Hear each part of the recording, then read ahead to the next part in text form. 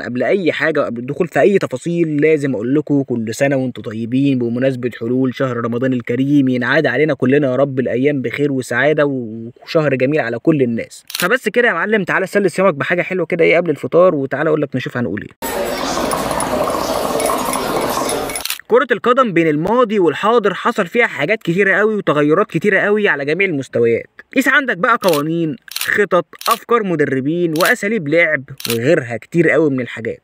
لكن التغير الاهم والاكبر كان تحول كرة القدم من مجرد لعبة ترفيهية الى لعبة استثمارية هدفها الربح من المقام الاول. طب ليه وايه اللي ساهم في كده اصلا؟ تعال اقول لك. مبدئيا كده الارباح الاساسية للفرق مش بتيجي بشكل مباشر، وده بسبب تعدد مصادر الدخل للفرق، ده غير الجوائز اللي بتاخدها الانديه اصلا. طب مصادر الدخل دي زي ايه؟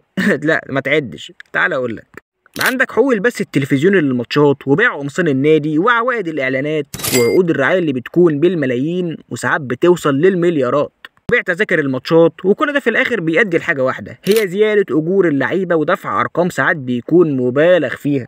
هي على طول مبالغ فيها، ارقام ما كناش بنسمع عنها قبل كده. بس كده يا معلم، خلصت الحكايه النهارده وبس كده. سلام. استنى كل سنه وانتم طيبين تاني بمناسبه شهر رمضان الكريم، ويعني يلا يا عم سلام.